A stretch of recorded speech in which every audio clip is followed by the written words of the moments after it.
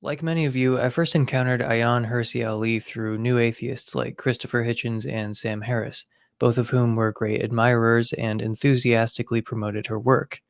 Hitchens called her the most important public intellectual probably ever to come out of Africa. Ayaan Hirsi Ali has overcome more hardship than most of us have ever faced, and I want to emphasize my respect for her before I begin criticizing her recent article, Why I Am Now a Christian. The Mogadishu-born activist is a powerful advocate for the self-determination of Muslim women, vocally opposing forced marriage, honor killing, and female genital mutilation, which she herself suffered at the age of 5 in Somalia. After receiving political asylum in the Netherlands at age 23, she went on to become an elected member of the Dutch parliament. In 2004, still in the Netherlands, she collaborated on a short film with Theo van Gogh, which was highly critical of the treatment of women under Islamic law. Not long after the film's release, Van Gogh was butchered by a young Muslim named Mohammed Bouyeri in the street, who after killing him, pinned a letter to Van Gogh's body with a knife.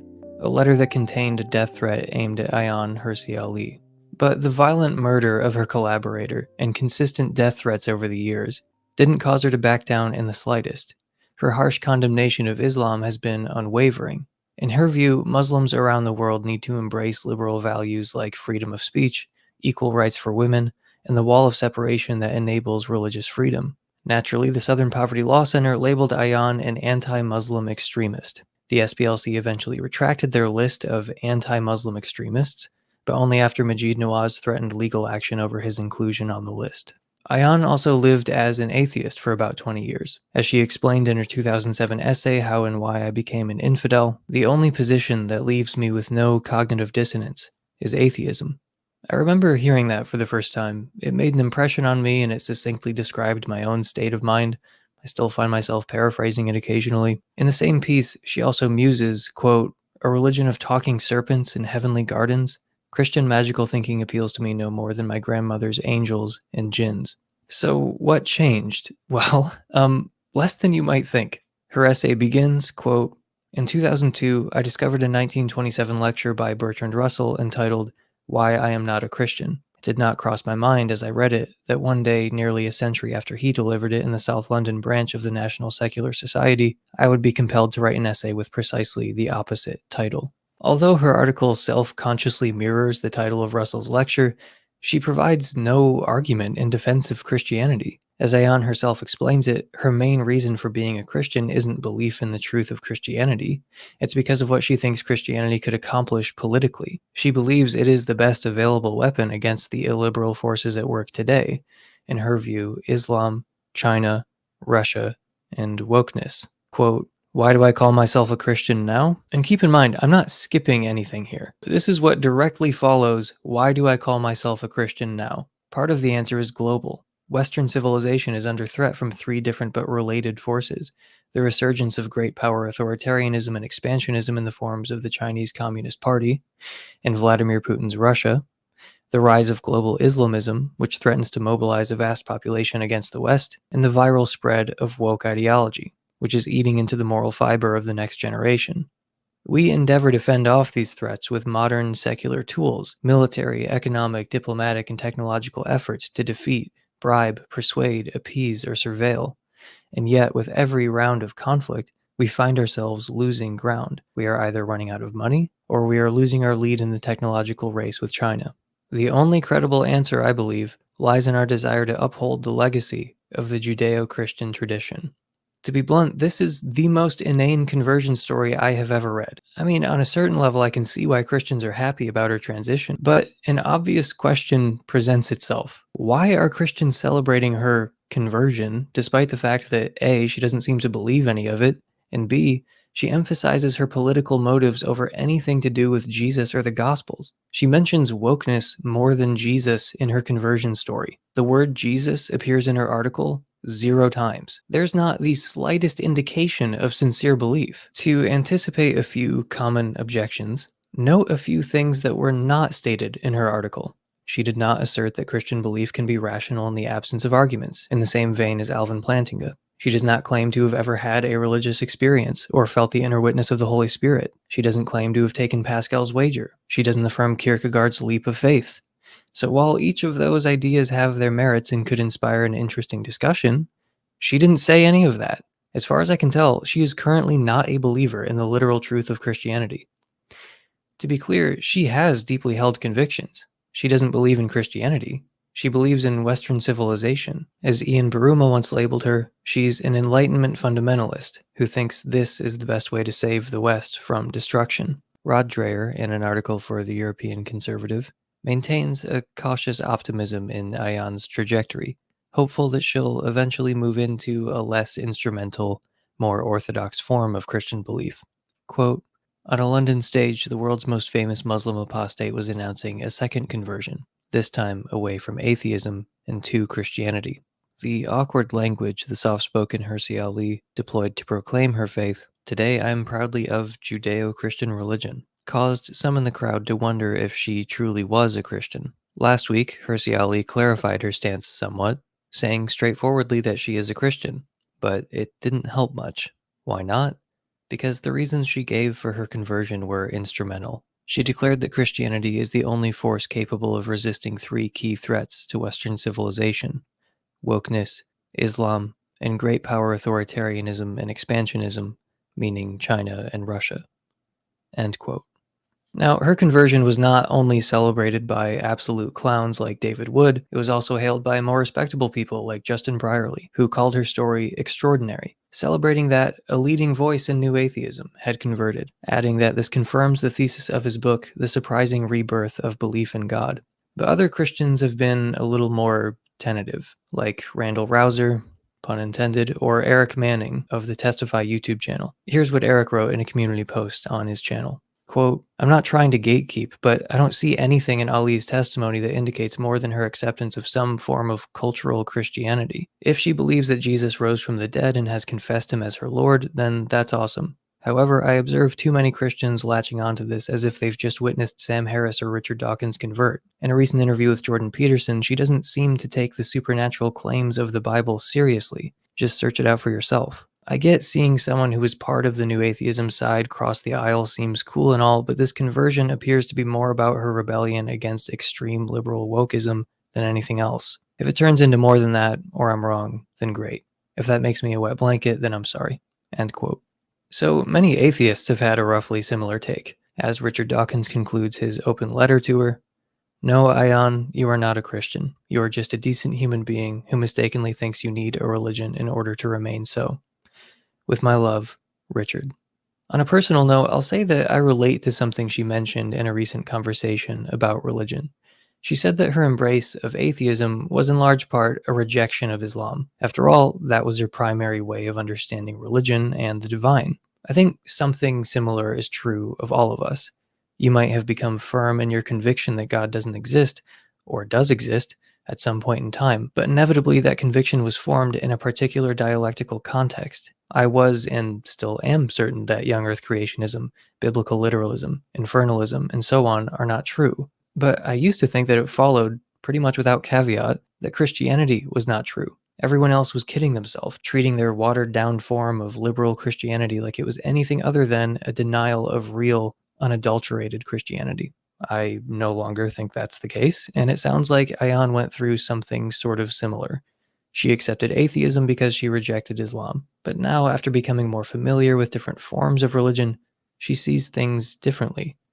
I relate to that. I'm a lot more agnostic than I was when I first deconverted. So the closest she comes to making an argument beyond political utility against her cultural and geopolitical enemies is an appeal to life's meaning. She states plainly that she could find no meaning in life as an atheist. Quote, yeah, I would not be truthful if I attributed my embrace of Christianity solely to the realization that atheism is too weak and divisive a doctrine to fortify us against our menacing foes. I've also turned to Christianity because I ultimately found life without any spiritual solace unendurable, indeed very nearly self-destructive. Atheism failed to answer a simple question: what is the meaning and purpose of life? So I don't think she's making an argument here. I think she's confessing her frailty, as Christians often do, admitting the necessity of leaning on something or someone that transcends this world just to make it through. I have no desire whatsoever to upbraid her for that. She says that she found life without spiritual solace, quote, unendurable. It doesn't sit right with me to attack someone who's confessing their weakness. a former non-believer telling us that their life would not be worth living if they didn't believe. If we're taking her words at face value, then we shouldn't be flippant about what it might mean for her if life once again became unendurable, setting her on a self-destructive path. Though, to be honest, it's a little hard to see that part of her essay as a moment of true vulnerability. In the midst of an unabashedly instrumental affirmation of a religion that she doesn't seem to believe is true, I think it's fair to question her sincerity. In The Republic, Plato discusses the noble lie, a myth knowingly propagated by elites to maintain order and social harmony. Once you endorse the practice, it obviously becomes harder to trust anything you say. On social media, I claimed that Ayan's article contained zero arguments, which some people pushed back on. They read her as making an argument from meaning. So, if we're interpreting her charitably, she's saying something approximately like this. 1. If God doesn't exist, life is meaningless. 2. Life is not meaningless. Therefore, God exists. The reason I think this is the better way of interpreting her argument is that the alternative is kinda silly. Life is unendurable as an atheist. Anything that makes life unendurable can't be true. Therefore, atheism is false. Needless to say, there are obvious counterexamples to this. If everyone you ever loved perished tomorrow, you might find life unendurable, but that obviously wouldn't make it the case that they were alive.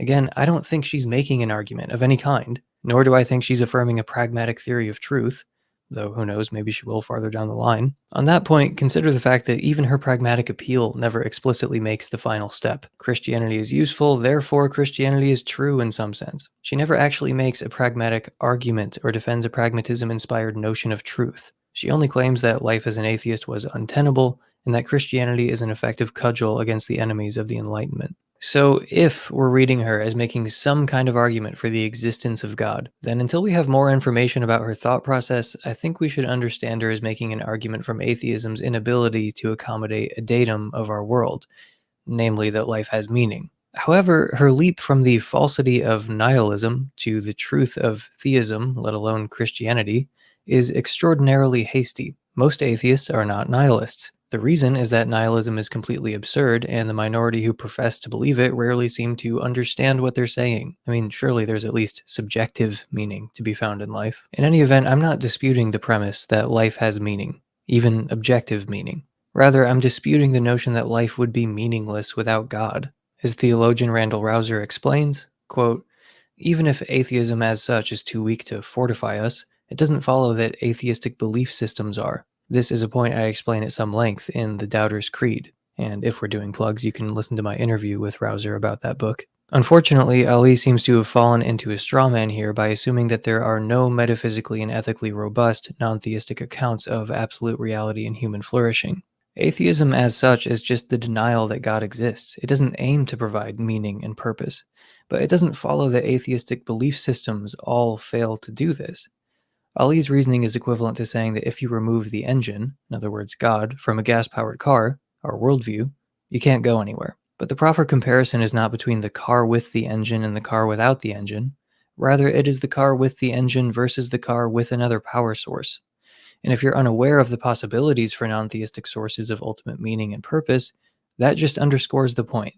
Do your homework before making an unjustified conclusion. Again, see the Doubter's Creed for further discussion. So to conclude, while I'm delighted to hear about another conversion, that should not keep us from providing an honest and unvarnished critical response to the reasons given. Apologetics that quickly and uncritically embraces a weak apologetic conversion story may gain a short-term victory, but it does so at the cost of its long-term credibility. End quote.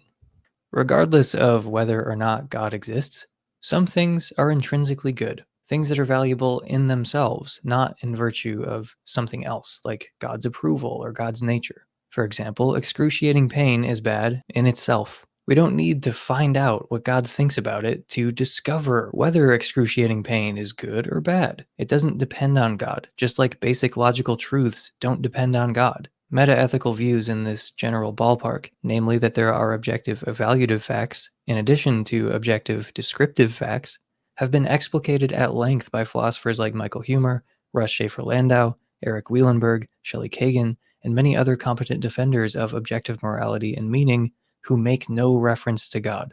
Following in the footsteps of virtually every Christian apologist ever, she makes no attempt to refute them. In the Nicomachean Ethics, Aristotle maintains that eudaimonia, or well-being and flourishing, is the highest good for humans. A eudaimonic life is objectively desirable, though we may disagree on what leads to eudaimonia. He attributes some of this disagreement to a lack of wisdom on the part of those who think the eudaimonic life consists in, quote, some plain and obvious thing, like the pursuit of wealth and pleasure. Aristotle, even though he was a theist of some variety, didn't seem to think that the goodness of eudaimonia depended on God in the way that divine command theorists think goodness depends on God. It's just intrinsically good. Relatedly, he believed the universe was imbued with teleology and purpose, and at least on many plausible interpretations, that these aims and ends were independent of the gods. You can find contemporary discussions of teleological views like this in Thomas Nagel's Mind and Cosmos and Philip Goff's Why, the Purpose of the Universe. Though ultimately, I'm only criticizing Ayaan's argument for the truth of Christianity, if we're reading it that way. If we don't read her as making an argument from meaning, well, then first of all, there are exactly 0 arguments for the truth of Christianity in her conversion story. And again, there's also no appeal to religious experience, planning a style reformed epistemology, Kierkegaard's leap of faith, Pascal's wager, etc. This is more than a little odd considering the title, but it also seems to suggest that she doesn't think any good arguments for the truth of Christianity exist. Perhaps more importantly, if she is confessing her inability to continue life as an atheist, and that's all, then I'd like to reaffirm the fact that I have no desire to upbraid her for that. I'm criticizing an argument if there is one to be found here. The charge that God is the only path to meaning is false, and to borrow Rausser's example, a pragmatic appeal to religion as a means of social cohesion is not much better than the story of Voltaire telling his educated guests not to discuss atheism around the servants, lest they then set aside their moral compass and steal the silverware. It should be reiterated that her pragmatic case leaves out any defense of pragmatism, or even a vague allusion to its veracity. She only claims that Christianity is the best weapon against her enemies.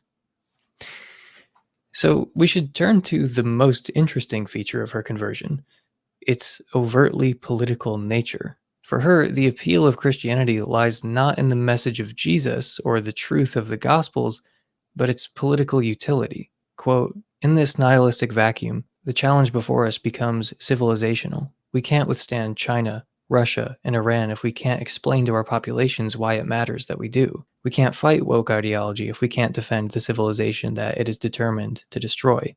And we can't counter Islamism with purely secular tools. To win the hearts and minds of Muslims here in the West, we have to offer them something more than videos on TikTok.